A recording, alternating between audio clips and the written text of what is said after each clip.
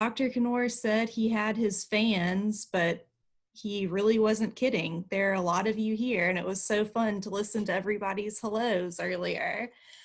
Thanks everyone for joining us. I'm Rachel Lopez. I'm the archivist and librarian for the Birmingham Holocaust Education Center. Tonight you'll get to hear about the Knurr collection of the BHEC archives straight from the source. Dr. Knurr and his wife Goldie are joining us tonight, and he's going to get to share his story supplemented by images of the many artifacts he's donated to the archives. Before I turn it over to him, I'd like to tell you a little bit about his collection.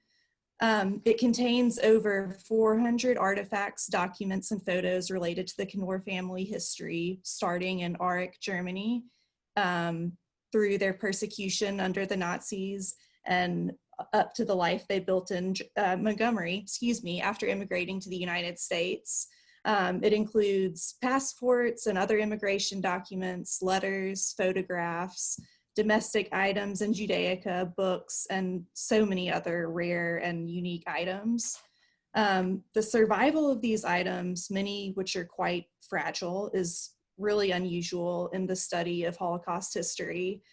Tragically, as you all know, loss is the very nature of the events of the Holocaust. The destruction of Jewish life and culture at the hands of Nazis left many, in fact, most survivors with few or no remnants of their life before the Holocaust. The Knurr collection is an exception that gives us a glimpse into a vibrant, prosperous, and faith-oriented household. It tells a remarkable story of a resilient family, and I'm thrilled to be able to share some of these storied objects with you tonight. Dr. Knurr's candor and insight have made my job so much easier, but his quick wit and sense of humor, as I get the feeling many of you are familiar with, has made my job an absolute joy. So please join me in welcoming Dr. Werner Knurr.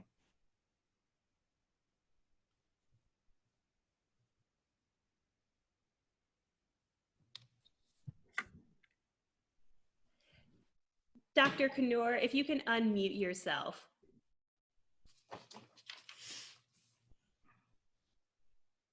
Good evening, everyone. I'm so happy that you've been able to join us. Clearly, I've reached the twilight of my life, and it has been important for me to memorialize my proud and honorable family. I was searching around for a place, for a repository for all my memorabilia. And of course, like everyone, I considered the National Holocaust Museum in Washington. And it was apparent that they were probably overwhelmed with donations that languished in the basement gathering dust. I wanted my memorabilia to be in a place where the name Knurr was recognized. It was very important to me. And since I grew up in Montgomery, Birmingham was the natural spot.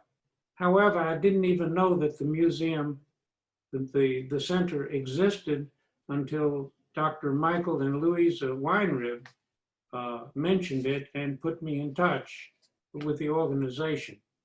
And the rest is history.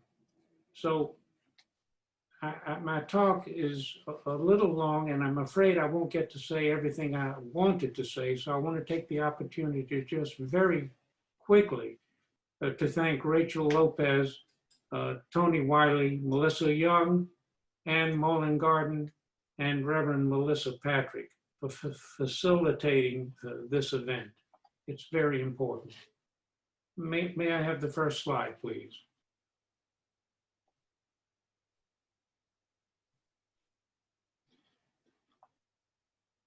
In green on your left is Germany. And the orange in the top left at about the 11 o'clock position is the Ostfriesland area, Aurich, A-U-R-I-C-H, where I was born. Obviously, it is on the North Sea and the Dutch border. The next part of the slide that I'd like to draw your attention to is our store at the bottom, H.C. Knurr. It still stands in Aurich. It was established by Hyman Kalman Knurr who was my great-great-grandfather in the mid-1700s or so. It is one of the two largest stores in town, the other being the Sternberg store, who became an in-law. Our life was centered around the store. You can see at the bottom the windows with mannequins. It was a department store. We lived on the second floor. And on the third floor, our employees lived. They were all Jewish, and some were orphans. My grandfather took in the homeless.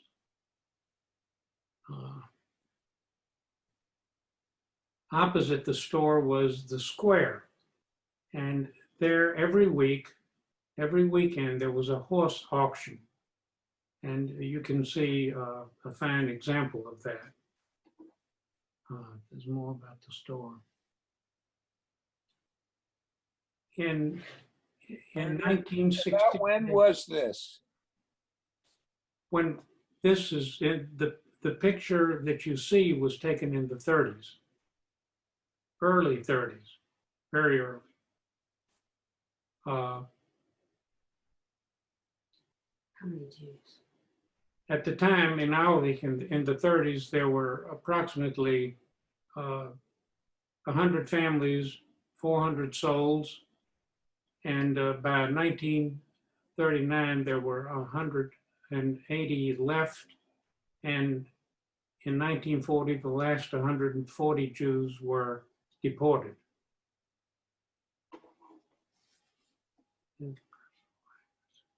When I returned to Alvik the first time to see where I was born, it was 1963. I was in the Air Force.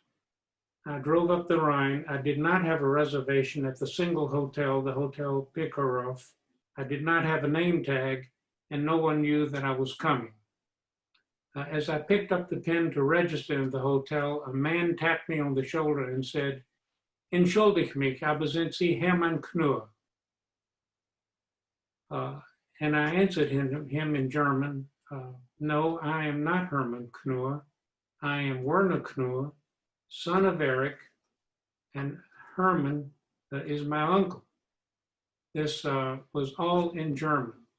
The remarkable thing is that all three of them, the owner of the hotel and Hermann and Eric, were classmates, and it had been 25 years, and yet he recognized me as a Knurr. I looked more like my uncle than I did my father. My uncle and I were both very lean. My father happened to be stocky. Next slide, please. On the top left are the siblings of my father, and the next picture down shows my father at the beaches at the North Sea. There are several. This one is Norderney. He looks rather dapper with his white bucks, a sport coat, a tie, a cigarette in his left hand, and a young lady on his right arm. In the center is another picture of my father taken in the late 20s, early 30s. Don't say any more. Brave man. My father was a very, very brave man. At one point, his brother, Harry, had a store and a home in Leer, which was a few miles from Alvik. The house caught on fire, and after a phone call, my father raced over on a motorcycle and found the firemen milling around the home with a ladder in place, and they were afraid to go up. There was an infant, Harry's child, and my father's niece or nephew, I don't know the sex. And it was my father who went up the ladder to retrieve the child. Unfortunately, the child had succumbed, but it was an example of his bravery. Another time in the early 30s, 33, my father once barred 2 Nazi soldiers with rifles from entering the store. They wanted to examine the store. And all he did was flex his biceps, and he frightened them off. He had no problem with them.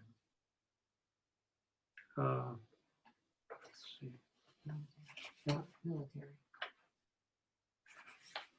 The last picture is my father in his military uniform. He was drafted in 1918 and was in training.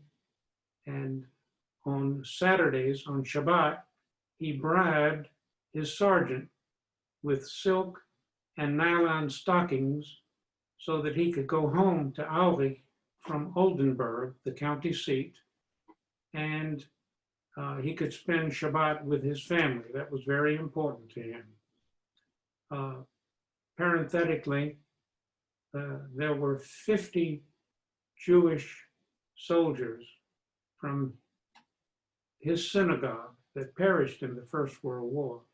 So the Jewish people were part and parcel of the culture and life in Alvik. They did their share.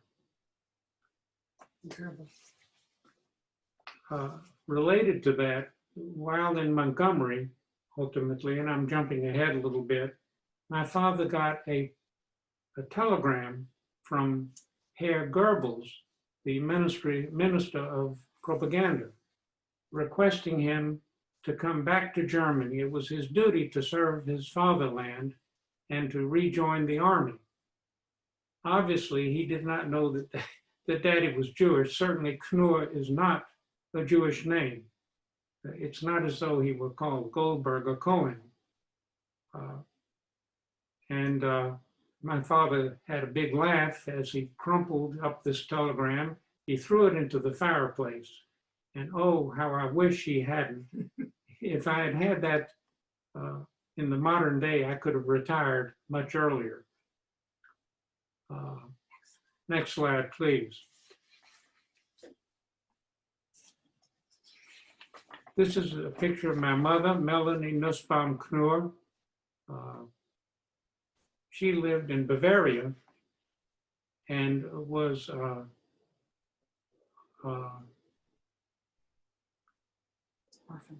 she was orphaned rather early in life. Her mother had tuberculosis, and she told me she can never remember having kissed her mother or being kissed by her mother. Her father was a cattle dealer, and one day his wagon overturned and he was injured. The problem was he was a juvenile diabetic, and those were before the days of insulin. And he died of blood poisoning, sepsis. At the age of 20, my mother joined her older sister, Bertha Neumann, in Brussels. They took her in, and she lived with them and worked at their store. My mother had a terrific sense of humor, and I'm compelled to tell you one of her stories. She said, the little boy was about to go to school, and his mother had prepared lunch for him, and she admonished him. She said, now when you eat your lunch, be sure to thank Hitler. And the little boy said, and whom do I thank when Hitler is dead? And she said, thank God. Next slide.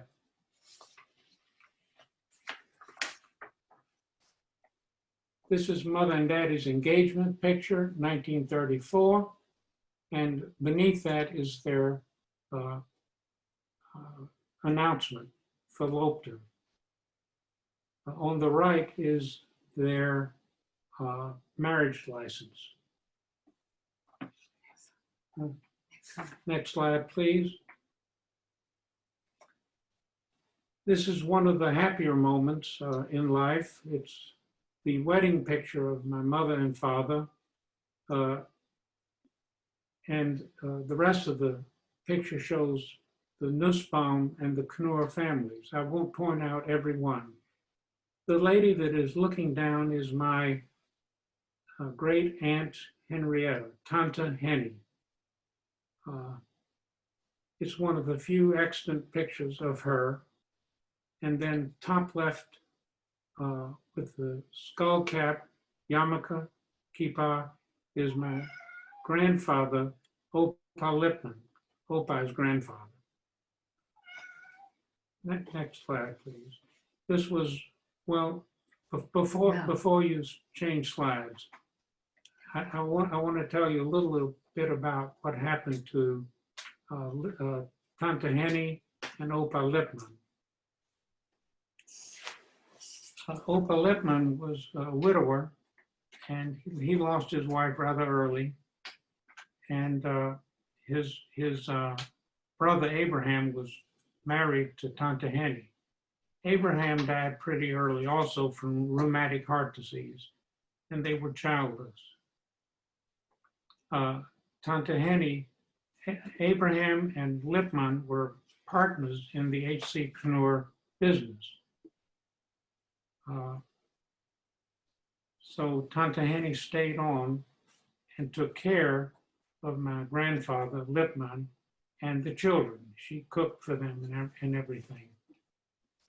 When it came time for us to leave Germany, and I guess I should tell you about that a little bit.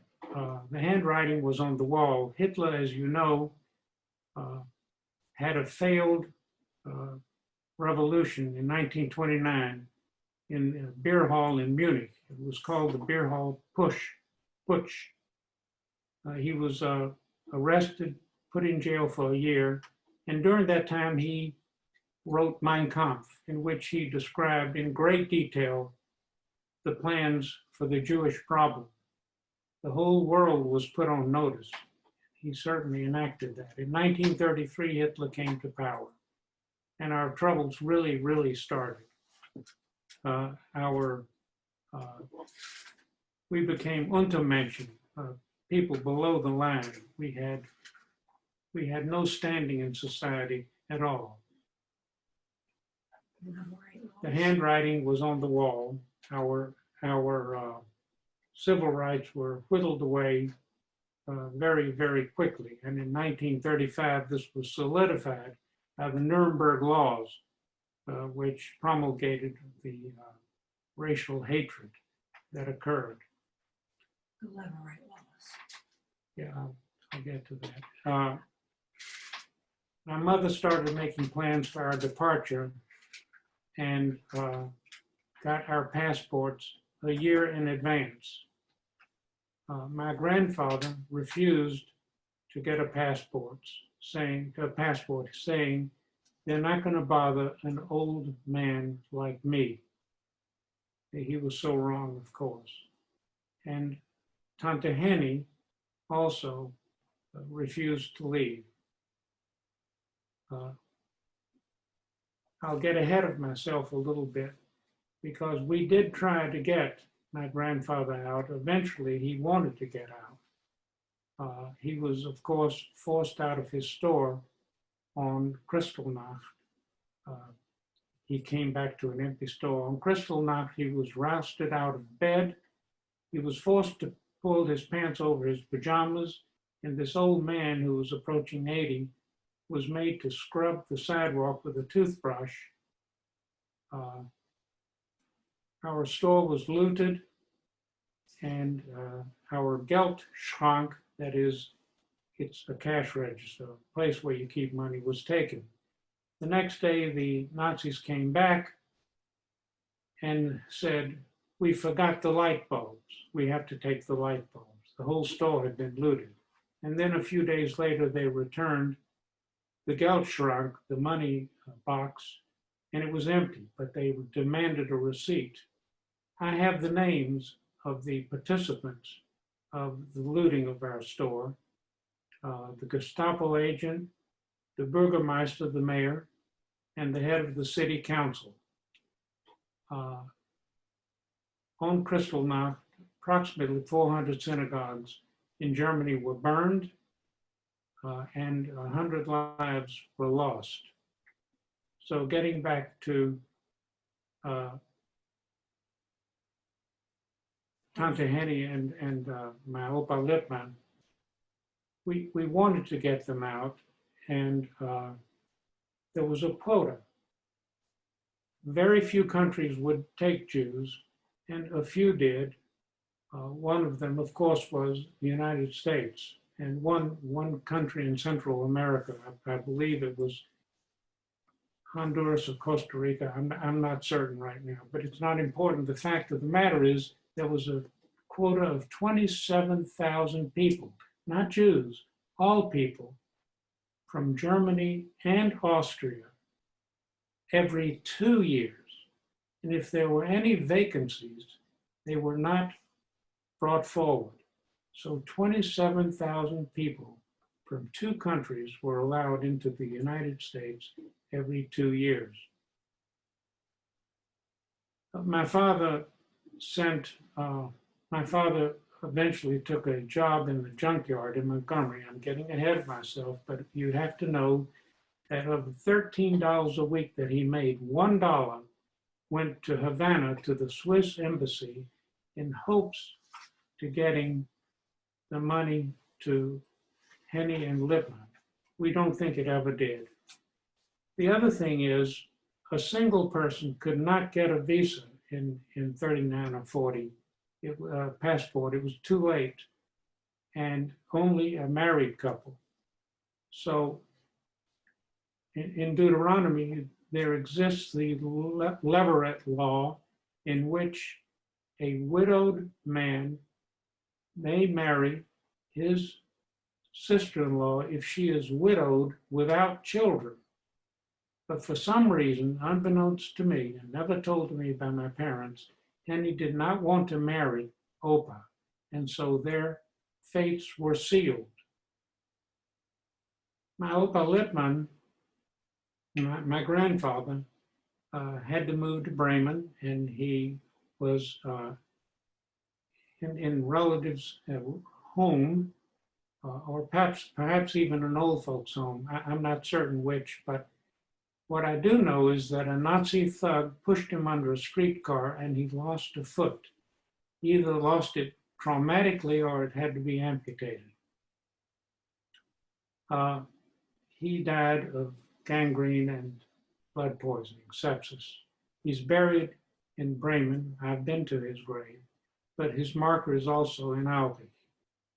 Tante Henny was discovered hiding in a Jewish home and was deported to Theresienstadt, which is outside of Prague, Czechoslovakia. I was there and I looked her up in the records books. They've not been digitized. These are the original books, catalogs, and it depicts the day that she arrived and the number of the cattle car. She was put back on a cattle car. I have the number of that car as well, 2 months later, and sent to Treblinka, where this 77-year-old woman was murdered on the day she arrived. 77 years old, the great threat to the mighty Third Reich. Next slide, please.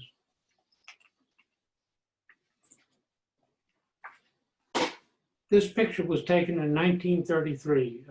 The truck has a big sign on it that says, Kauf nicht in jüdischen Warenhausen. Don't buy from the Jewish merchants. And if you look closely at the 12 o'clock position, you can still see H.C. Knurr, Hyman Kalman Knurr. That is our store. Our customers were not allowed, they were discouraged from coming to our store, and we had to see them at night in the side of the store or in the back door. And because of terrible inflation, which began in 1923, reached its peak, where millions of marks, Deutsche marks, were required to buy a loaf of bread, literally. Millions, billions, and trillions. The marks were even used for wallpaper in many instances. They had no worth whatsoever. So the farmers came and they traded eggs and chickens for goods. In 1935, the Nuremberg laws were promulgated, and it became impossible for Jewish merchants to make livings. All the professions were hampered. Jewish doctors could not see Gentile patients, and of course, Gentile doctors couldn't see Jewish patients. And same thing for lawyers. We couldn't congregate, we couldn't get our kosher food.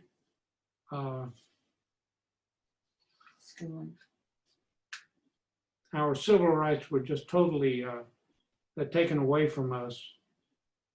We had no foreign investments. If we had foreign investments, we had to pull them in because if it was found out that we had money or stocks and bonds abroad, it meant a death sentence. We were not allowed to have a gun. There was a revolver in the family, and it was thrown into the septic tank. Marriage between any interaction between a Jew and Gentile was forbidden. And in fact, I had a distant cousin who was beaten to death for being engaged to a Gentile girl. My father as well had to leave the country 3 times because he dated a non-Jewish girl. And after a while, he could come back. See, next slide, please.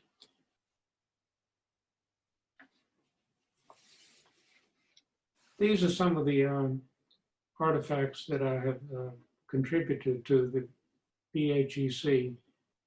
On the candelabra is a Hanukkah candelabra.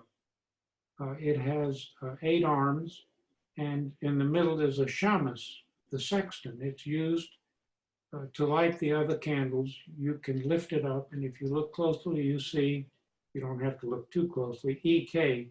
Eric Knurr. This is the engagement present that my mother gave my father in 1934.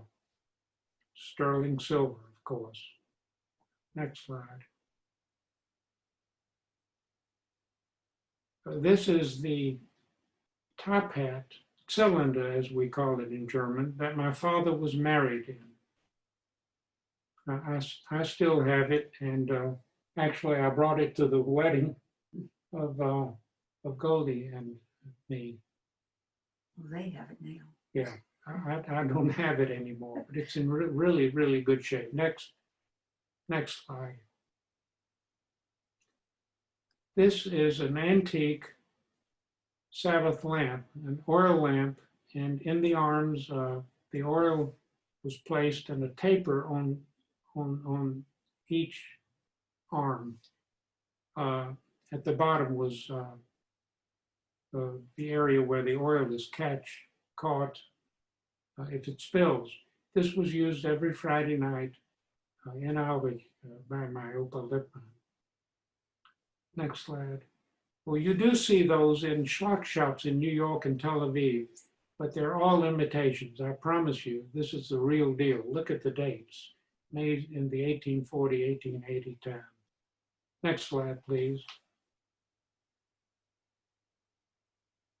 I don't want the men in the audience to get uncomfortable, but these are circumcision instruments.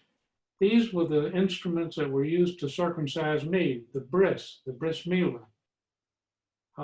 My grand-uncle Abraham was a well-known moyer, a circumciser. And this is it, folks. Next slide. This is a bed warmer, a brass bed warmer. It is unique for two reasons.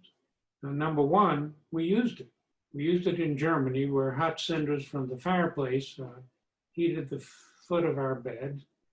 And in Montgomery, believe it or not, it was very, very cold. And my father would heat a brick in our open fireplace on Monroe Street and put it in there and put it at the foot of my bed. The second reason it is unique is that there is no wood in this piece. All the other bed warmers that I have seen, particularly in Pennsylvania, where the Pennsylvania Dutch reside, the handles are all wooden. So it is an unusual piece. Next slide. There I am at 14 months. And as you can see, I have a little more hair then than I had now. Next slide, please. This is important because everyone who came from Europe legally had to have affidavits of support. These were issued and signed by my uncle and aunt, Leah and Eric Sternberg. They preceded us by approximately a year and a half and settled in Baton Rouge, where Uncle Eric bought a store, Gotchow's. And you had to have this to prove that you would not become wards of the state, that you would not get charity, and that you would have a job. And so these were guarantees of a job. So we were lucky to get this. Next slide. We'll talk about the difficulty of leaving. Yeah, I think this is a good time to tell you the difficulty in leaving Aui. I cannot imagine saying goodbye to my father or grandfather. It was very, very difficult. This was our home. We had been in Aui for hundreds of years, the Knurrs, and to hug and kiss and say goodbye, and my grandfather blessed us all. And we left behind our fatherland, even though they mistreated us, our language, our store, our synagogue, friends, everything. I don't think I would have had the strength. We ended up at the border of Holland in a little hamlet called Bund, B-U-N-D-E, and found that we were lacking the proper visas to continue. We had a visa for the United States along with our passport, but we didn't have visas for Holland, Belgium, or France. My father called the mayor of this little town, and he came and he could not help us. So my father had to go back to Hamburg and ultimately Hanover. In the meantime, my mother and I stayed in the railroad station overnight. And ultimately, the next night, a friendly Jewish family took us in. The name was Waterman, but they were strangers. We didn't know their names at the time. My father went to the proper embassies in Hamburg and was turned down for a visa, and then went to Hanover. And they granted him a visa to get us to Belgium.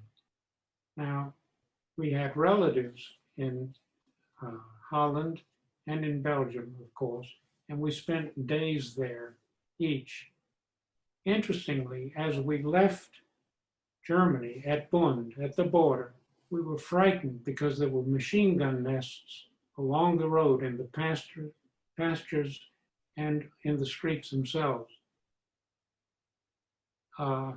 It was a difficult and frightening time. And when we finally secured the proper visas, it was a very emotional moment. It took several days. So we spent time in Nijmegen, in and in Brussels, and then finally we got our visa for France, and we spent time in Paris recovering from this difficult move, both physically and emotionally. And then we finally left Paris October 20, 1938, on the SS Manhattan from the port of Le Havre. The H is not pronounced, it's Le Havre, but it doesn't sound great. So in front of you, you see the layout of the SS Manhattan. I have, in addition to this, contributed the menu and the manifest, the ship's manifest. And if one examines the manifest, you will see just above our names, the name Arthur MacArthur and his nanny. Arthur MacArthur was General Douglas's son, General Douglas MacArthur's son, who was on the same boat. It took 7 days, and we arrived in New York October 27, 1938, 2 weeks before Kristallnacht, the night of the broken glass. Is there more there, Colby? You were telling about you when you went to Ellis Island later. Yes.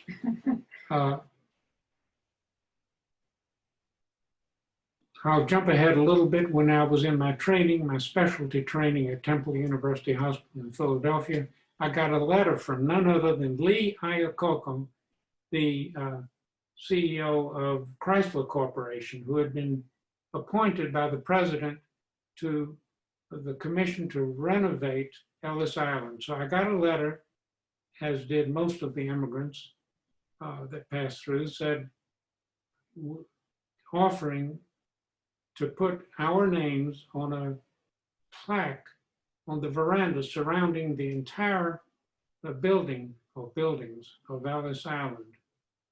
Well, I was making $400 a month in training, but I jumped at the chance. It cost me $300 for each name, the three of us, Mama, Daddy, and me.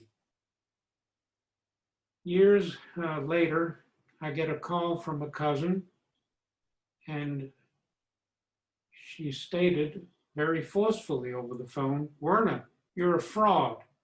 You didn't land in Ellis Island. You traveled first class." And she was right. We never touched Ellis Island. We were unloaded by tugboat into the port of New York. Now, we were unable to take any money out of Germany with us.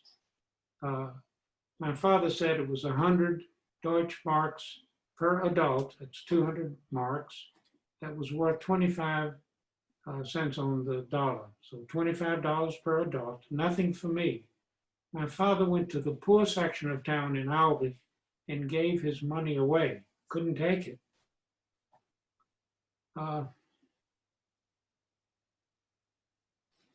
So if you go to Ellis Island and if you walk along the veranda, you will see the Knurr name. I wouldn't know how to remove it, and I wouldn't do that anyway. The immigration and the immigration authorities asked my father how he would like to change or shorten his name. And in German, he answered, "It is already one syllable. What would you have me do to it?" Knurr, by the way, in German means to growl. So that was a comical time. We all had a big laugh. I didn't laugh. I was 2.5 years old. But anyway, this is the equivalent of a green card that I had that my mother had to sign for me. And that was a requirement of entry into the United States as well. So you can see for yourself what's written on there. Didn't like New York when What, the Baton Rouge. what? Didn't like New York when the Baton Rouge. So we landed in New York, and one of my uncles who on my mother's side had preceded us, and we stayed with him for a few days. And my father didn't like New York. He did not like the fact that so many of the Jews were working in factories. He wanted to be his own boss. So we boarded a train and headed for Baton Rouge, where my Aunt Leah and Uncle Eric had already moved. I wanted to tell you, when we saw the Statue of Liberty from the SS Manhattan, that my parents hugged one another and cried. It was an important moment. And one of the things that I remember from the trip over, and I remember very little, much of it by suggestion, but this I remember. The first three or 4 days of sailing were smooth, and we enjoyed the excellent cuisine on the ship, but we had a language problem and couldn't communicate with the waiter and couldn't read the menu. So my father and mother picked their the orders from the tables adjacent to ours. And so we ordered from whatever our neighbors in the dining room ordered. Of course, no pork. And the last 3 days of the trip, we encountered turbulent waters, very difficult waters, and Mother and I were very, very sick. And Papa enjoyed the dining room by himself. Ergo, the washcloth that fell over the side, apparently I was very, very sick. Next slide, please. Next slide.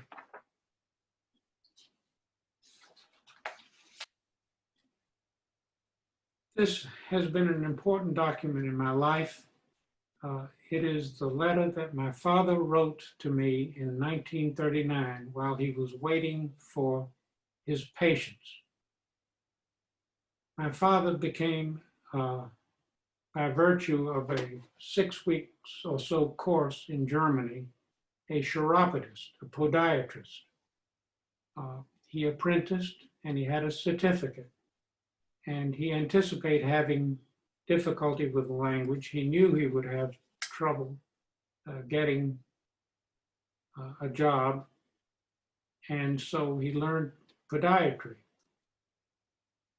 When we got to Baton Rouge, well, before I continue with that, I want to tell you what's important about this letter. I have a poor translation of it, obtained many, many years ago, but it gives the history of the Knurrs and the Nussbaum families. There are 3 takeaways, actually 6, but the 3 first takeaways are: never get too comfortable where you are. Don't think for a minute that you are safe where you are. I can read this in German. I can still read it in German, but I wanted an official translation. The lesson is, keep a passport in order. Keep traveling money ready, preferably, and this is his words, in dollars or pounds. Keep good papers, that is stocks and bonds, in a safety deposit box. And the third thing is, keep a suitcase packed at all times. Imagine growing up with those things hanging over your head. And I heard about it a lot. And I'm reminded, of course, of this. And then in the letter, he says that the Knurr family motto was klein, fein, und rein. Klein meaning humble, fine being a good character, a fine person, and rein meaning a clean person, not just physically, but ethically, philosophically. I have given my children copies of this, both in English and in German. Next slide, please. No, No? jobs. The jobs. Oh, before you go to the Baton next. Rouge, So we ended up in Baton Rouge, and my father went to work for his brother-in-law at Gottschalk's in the stockroom, a former competitor. And they quarreled, and my uncle fired my father, saying to him, "Du bist mir zu dumm für mich zu arbeiten." You're too dumb to work for me. So Daddy opened up an office to practice podiatry. The police quickly closed him down because he didn't have a license. Well, he couldn't take the license examination because he couldn't speak English, despite having gone to gymnasium, junior college in Germany, and mother also. So he looked around, he got a directory, and there were 3 states in the United States that did not require an examination for a license. The closest state was Alabama.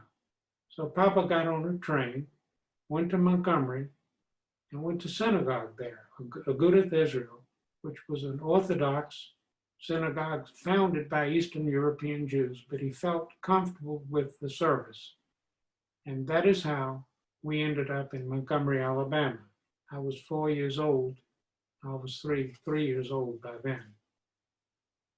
Next slide. He had many jobs. Yeah, my father had many jobs in Montgomery,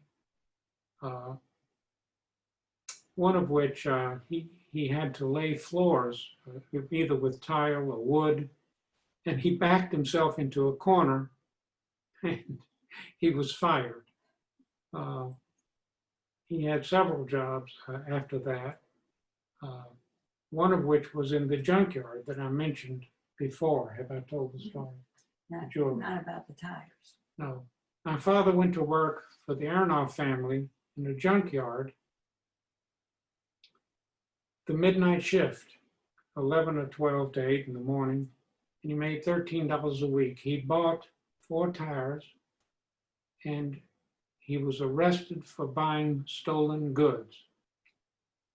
He had to go to court. There was a jury, and he was found guilty. However, before sentencing, a Jewish man on the jury stood up, and his name was Lobman, and addressed the judge and said, "Your Honor, this man can't speak English. How in the world could he know that these were stolen tires?" And the judge threw the case out. Mr. Aronoff, by the way, never came to the trial, and Papa never forgave him. Then let's see. The next job was, well, he opened up his practice, and he could not make a living. He charged $1 or $2 a visit. He had all electrical equipment, and he was the envy of all the podiatrists because it was the only electrical equipment in town. But he sold that and went to work finally for Solomon Brothers on Commerce Street, and he was there 4 years. He met a Mr. Glick, Nathan Glick, and who was a butcher, and he had some money, and he and Papa went into business together, general merchandise business, and it was named Glick and Knurr. Glick means luck in German, so Papa wanted his name first, Glick and Knurr General Merchandise. We were in the suburbs of Montgomery, bordered on one side by a dirt road. Our hours were very, very long, 12 hours a day, 14 on Saturday, and 6 on Sunday. While working at Solomon Brothers, though, on Saturdays, he worked at Wheels Shoe Store on Court Street for $5 every Saturday. Next slide.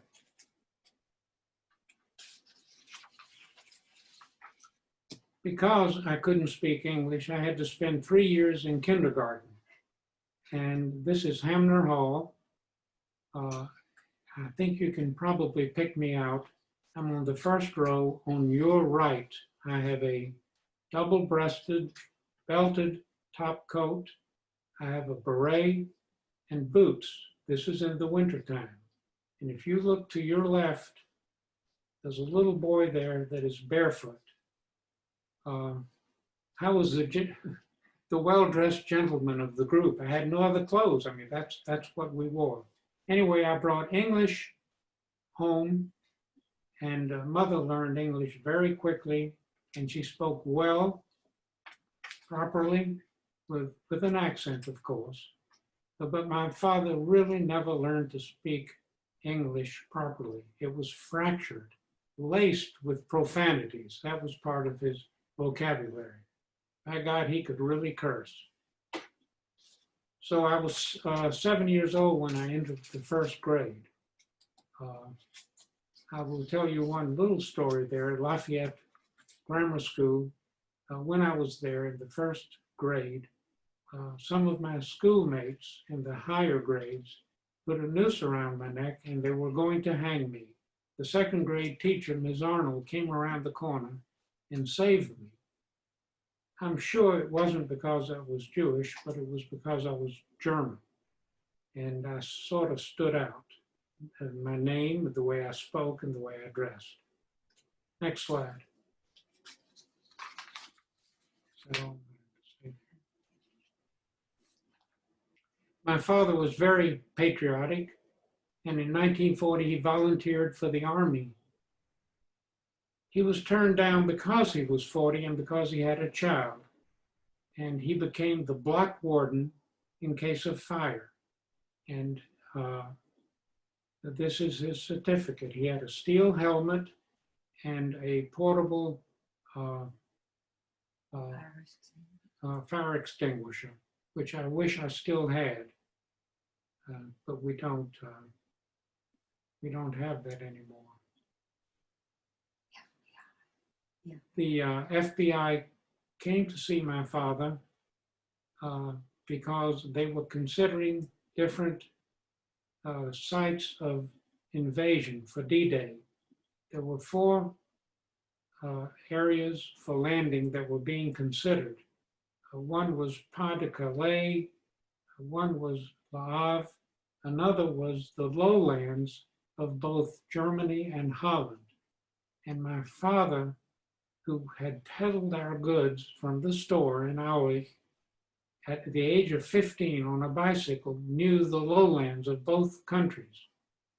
So he gave them all the information he could. In addition, he gave them, at their request, the labels from his suits, which were used then in suits that the spies used when they parachuted behind the lines or infiltrated Germany during the war. My father contributed to those small items of clothing, but he was very, very patriotic and was grateful to have been admitted to this country for a second chance at life, as we all were. Next slide, please. Well, this is one of the highlights of my presentation. I had never seen a Mercedes without wheels, but there we are. This typewriter was used extensively by my father in seeking reparations from Germany, Wiedergutmachung, to make good. He typed many letters to lawyers in Germany and in New York to get back what was rightfully ours, or things that were stolen from us or bought at pennies on the dollar. But this is a big part of my memory. Opposite the Mercedes typewriter is the inventory of our store, what the store was worth and what the items were worth. It's just one of the many items documenting what we lost, the stocks and the bonds and everything. Next slide, please.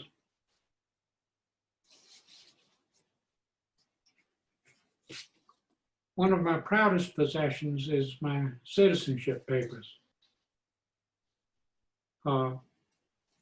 There's a reason why I got them. I didn't have to, because there is such a thing as derivative citizenship, which is bestowed upon a young child if his parents become citizens. I read an article in my first year at the University of Alabama in Tuscaloosa of a man who was rejected at the voting booth because he couldn't prove that he had a derivative citizenship. There were no papers involved, just couldn't prove it. And I'm sure it was just a foul-up, but I got frightened. But I absolutely wanted to be a good citizen. I wanted the ability to vote when I was 21. So at the age of 18, I got my TOEFL, to Birmingham, and I got my own citizenship papers. And there you have it. I have given many talks about my immigration, my exodus from Germany, our exodus. And I always ended, especially to my classes where I taught English as a second language in Aspen, to the Hispanics. I've held this up, I've passed it around, and I've said, if you work hard, if you study hard, if you stay out of trouble, if you're faithful to your family, and if you study, you too someday can become a citizen. And I'm a living example of that. And that is how I often, most of the time, ended my lectures. Next slide, please.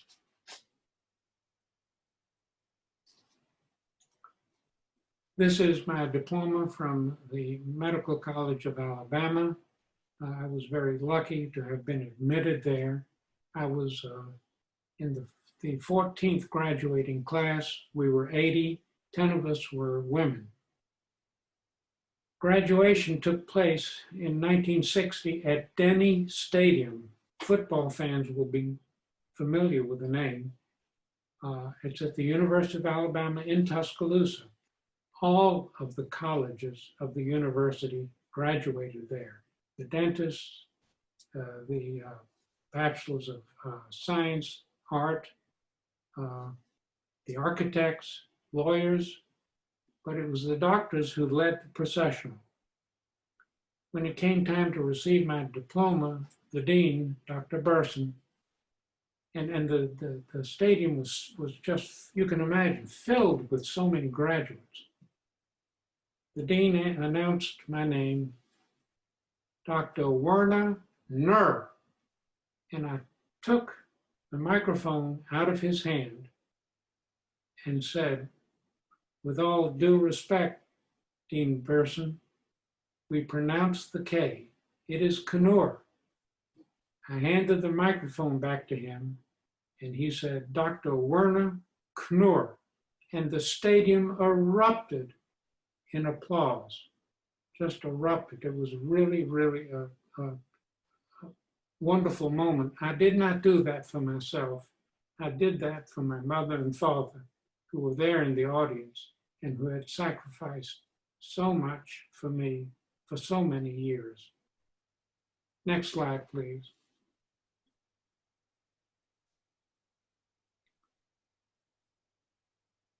When I was, after graduating, I became, and when I was in practice, I became a member of the Alumni Association of the medical school.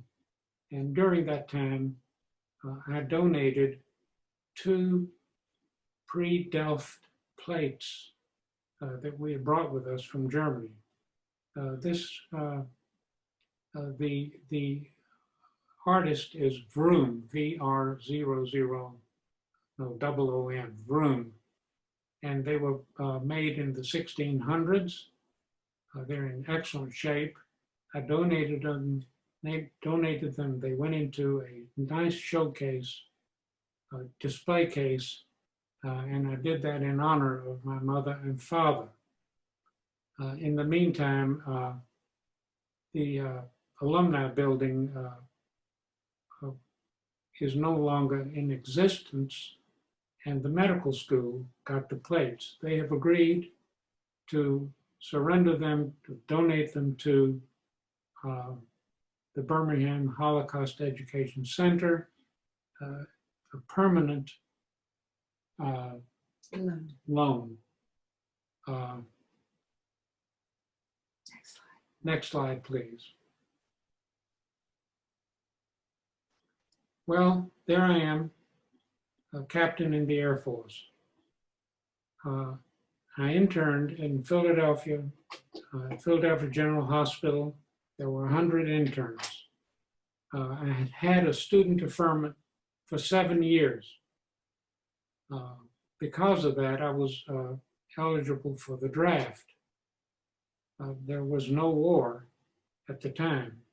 However, the Berry Plan, which was written by a Colonel Dr. Berry, stipulated that if you had a student deferment, you were eligible for the draft, or you had to go into the service after your internship, or after the first year of your specialty training, or after you finished your specialty training.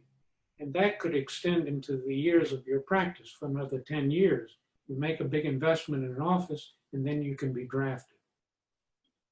Well, I would have liked to have gone into the service for a number of reasons, which I will elucidate in a little bit.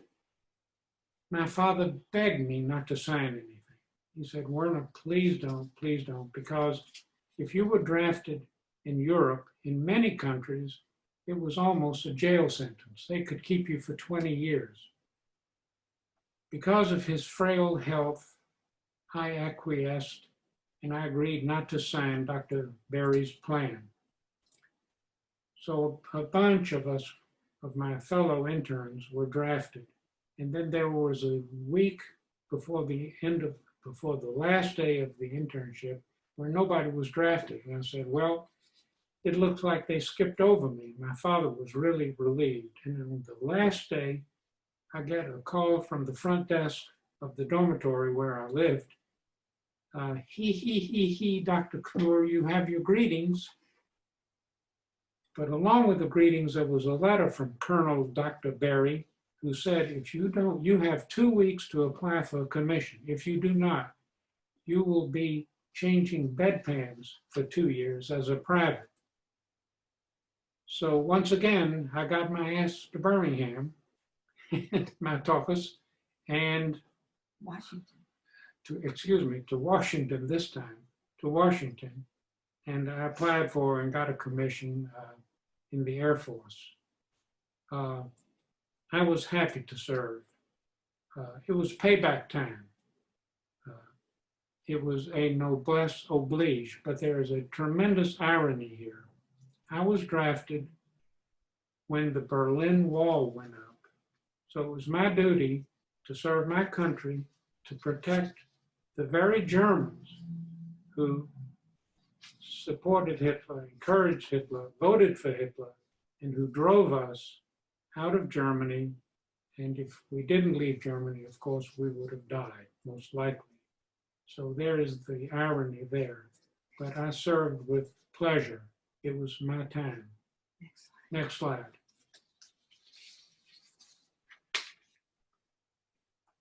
This is the way we were honored in Germany and much of Europe. As you can see, they are brass plaques. They are called Stolpersteine, stumble stones. They're amongst the bricks. When the idea arose to do this and to memorialize all the people that had lived in these various towns, I resisted the idea. I wasn't happy with it because here the Germans were going to walk over us again when they had trampled us in our lives there. But over the years, I came around and agreed, and in fact, I lobbied very hard to have our stones put up in front of our store instead of our last residence. And that was not easy. I was told that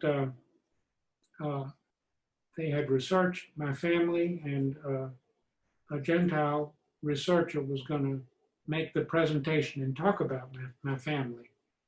And I said, if you want me to come, I want to describe and talk about my family myself. Nobody knows better what happened to us than I. I said, so I will speak. What do you want me to speak on? They said, we would appreciate hearing from you what happened to you after the Exodus. They were tired of being raked over the coals of the sins of their fathers and grandfathers. So I agreed. I said, how much time do I have? They said 10 minutes. I said, there is no way. But one of the researchers who did the research on my family said, go ahead and write out your speech and send it to us. And I said, I want to give it in German. And I wrote a speech, and it turned out to be 27 minutes, and I couldn't shorten it, as I can't shorten this tonight.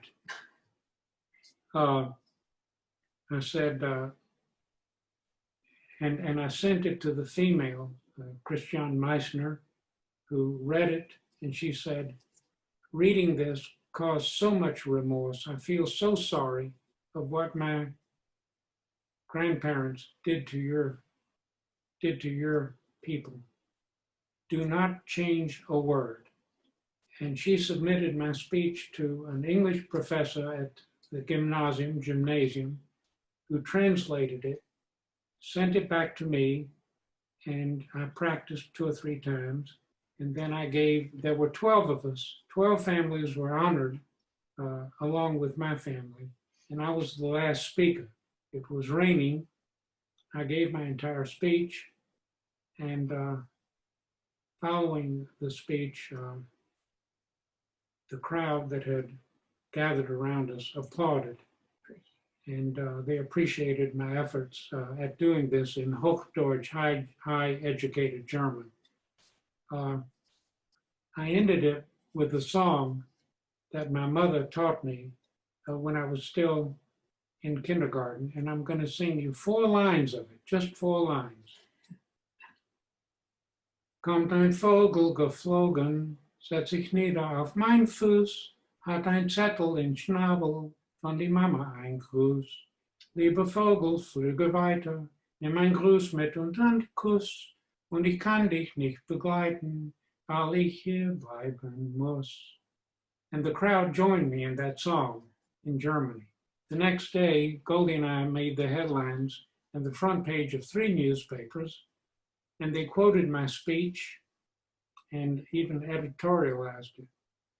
On the anniversary of Kristallnacht that year, at the site of our burned synagogue, it was that speech that I made that was read in commemoration of the event. Closing. In closing, I hope I've represented my family and its history well. I appreciate the encouragement, enthusiasm, professionalism, and warmth afforded me by the staff of BHEC. I will be eternally grateful. Thank you so much, everyone. I'll be happy to answer questions. Thank you, Dr. Knurr. And yes, we do have a little bit of time for questions. I think Melissa wants to say a few words, and then we'll give everyone a chance to ask some questions. Please. I have a question. Can you hear me? Yes, who is this, please? This is Fred Felser, your lunch buddy. Oh, hello, lunch buddy. Good to see you. Good to see you. Before medical school, where did you go to undergraduate? University of Alabama. It was the only place we could afford. Got it. Got it. By the way, I got in after 3 years, never served a 4th year, and I got my BS degree after my first successful year of medical school. I encountered no quota problems there. I had an interview on Friday and was accepted Monday. You were better than I. I know. And you still are. Hardly.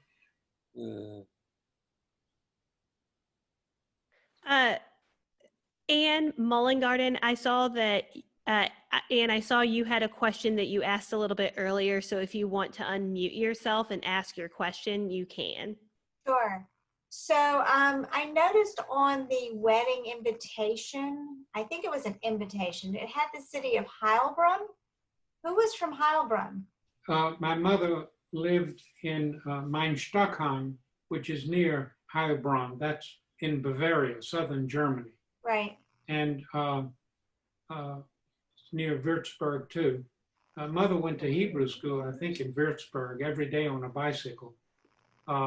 When mother met my father, uh, and when she moved to Albany and arrived there by train, she felt it was the end of the railroad line. And it really was. I mean, it was a town of 8,000. It was the country, you know, really the country.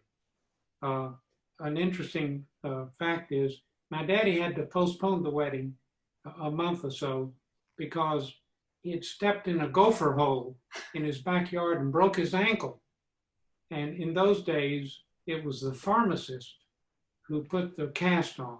They didn't have orthopedists, and there was a prescription for the cast. And I had that, and I think it is in the love letters from the 1930s that I've submitted to BHEC. Somewhere in there is that prescription for the cast. He wanted to keep it to prove to Mother that he didn't get cold feet. He really did want to marry her. He just couldn't walk down the aisle yet. Werner, Yes. this is Chris and Amy. Hi. A strange question. Was there any type of bar mitzvah? Obviously, you went through a really odd period during that time of your life, or any representation of it? Yes, indeed. Bar mitzvah was a big part of our lives, as was education and chuppah meaning wedding. And the bar mitzvah was very important. That's, of course, when we become a real member of the Jewish community. It was a big deal. Everybody was very curious about what the little immigrant boy could do. My father had to threaten the Rabbi Atlas, Seymour Atlas, because he did not want to teach me my entire Torah portion, my whole parsha, the 7 parts. And I was there when my father cursed him and said, "You will teach my son." I was the first person in Montgomery ever to do his entire Torah portion. And then afterwards, everybody did. But it was a stormy, rainy night, and everyone was curious what the little immigrant boy could do. I can tell you there was standing room only. And relatives came from Connecticut, New York, and Baton Rouge to my bar mitzvah. It was a really big deal. My mother did all her baking herself weeks in advance and stored and froze them and at the Swift Packing Company. We got our meats from Swift for the store. And speaking of the store, that was the only way I knew I could get to know my father and bond with my father, because he spent so much time there. So I worked at the store all the time, every vacation. Many of my friends took externships and classes during the summer that I was at the store. And every weekend that I was home, I was at the store. We were open 12 hours a day, 14 on Saturday, and 6 on Sunday. Thank you. Dr. Knurr, Denise asked a question and she said, what kind of MD were you? What kind of MD? MD, a good one, a really good one. Seriously.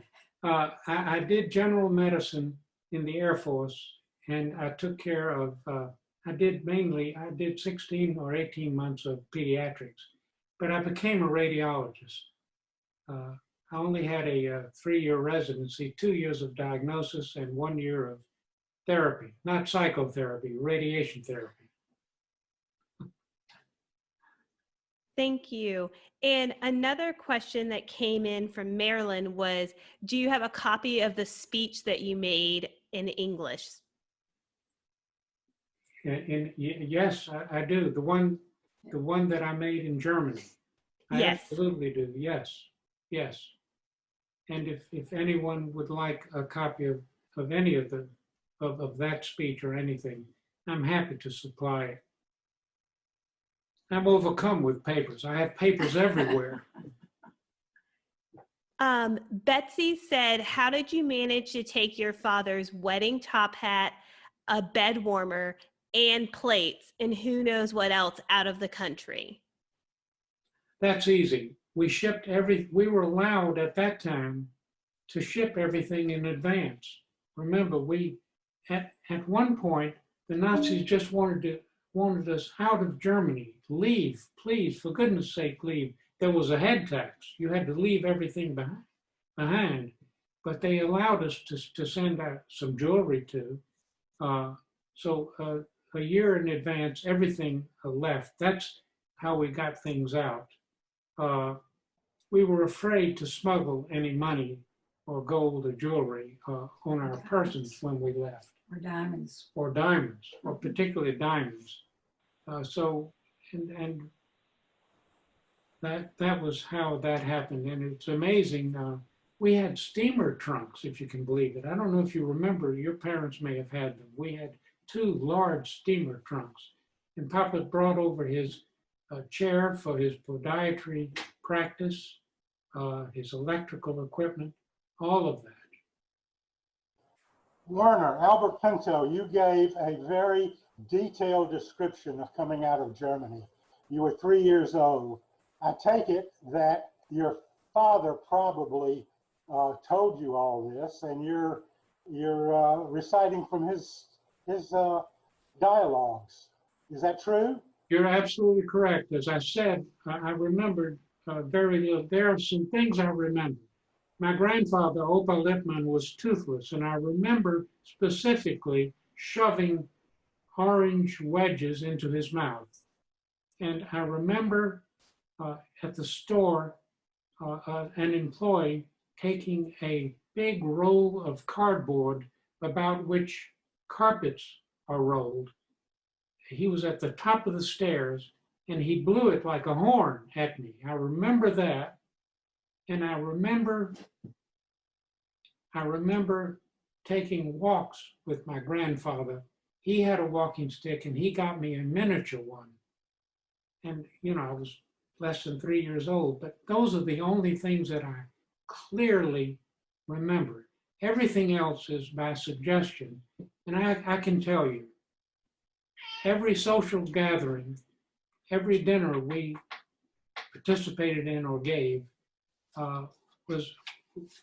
it was like an obsession. We talked about the immigration, the exodus. I mean, Papa in his broken English, but it was the centerfold of it was everything. And I will tell you, I suffered nightmares for years and years of the Nazi soldiers in the train stations and around Bund, and I felt guilt for years. Why was I allowed to survive? What did I do to deserve it? And finally, now, in the twilight of my years, I recognized that there was one purpose, and that was to spread the word, to give talks. And I did that in many, many schools at many levels. And if I have made one person a non-racist, a non-anti-Semite, a non-bigot, then I feel like I might have accomplished one small feat in my life. Excellent. That's such a great, just so fantastic. And really what us here at the BHEC are working to do is, you know, change the hearts and help people understand the Holocaust. So thank you, Dr. Knurr. One question that we had from Jonathan was, can you talk about like your family who escaped persecution, excuse me, will you talk about the segregation that they encountered in the South? Yes. It's interesting. I encountered very little overt anti-Semitism. Of course, there was a country club that we couldn't join. Naturally, we couldn't afford it anyway. There was one section in Montgomery where Jews could not buy homes, and that was in Capitol Heights. But but I was never called a dirty Jew, and the closest thing to the near hanging incident that I mentioned to you, I'm certain it was because I was German and not Jewish. How would another an 10-year-old know that I was Jewish? So I encountered more anti-Semitism when I did my training in Philadelphia and in the Northeast than I ever did in Alabama.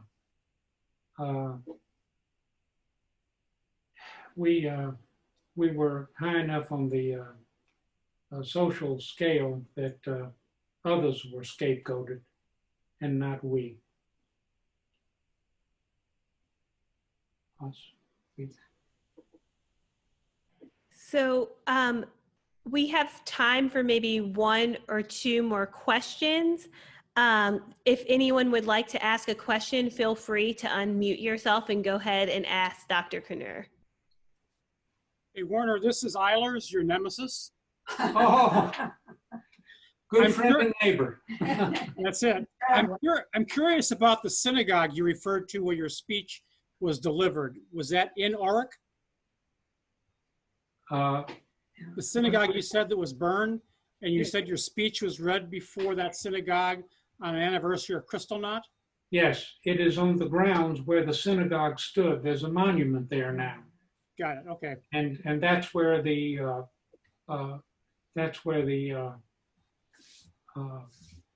victims and the men that died in the First World War, that monument is there. And every year they commemorate Kristallnacht there at the site of the synagogue.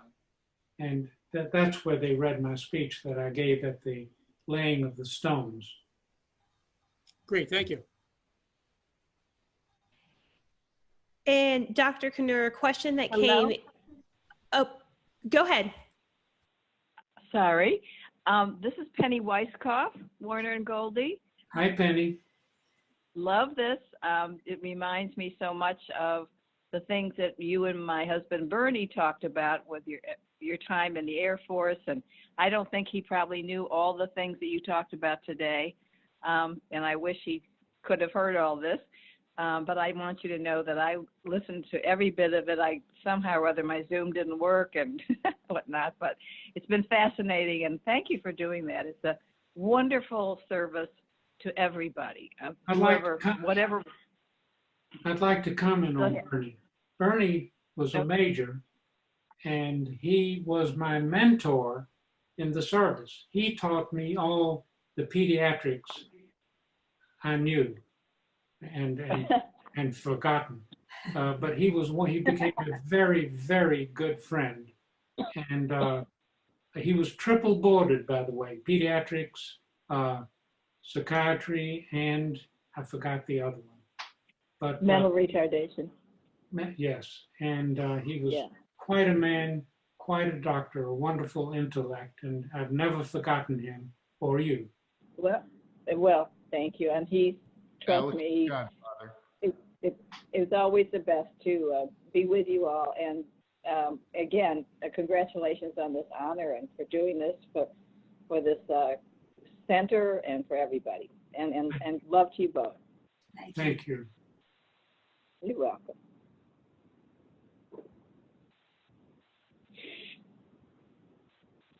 Great. And then I think this will be our final question. Dr. Knurr, do you have any surviving family still in Germany? No, nothing above ground. The answer is no. And I lost my sister a few years ago to colon cancer. She was 7 years younger. My mother and father decided not to have a second child under the Nazi regime. And so we waited until we could immigrate and afford a second child. Well, By the way, what? They, not we. I had nothing to do with it. I wasn't even allowed to watch. Interestingly, because one of the reasons we got it, we finally bought a house in Montgomery.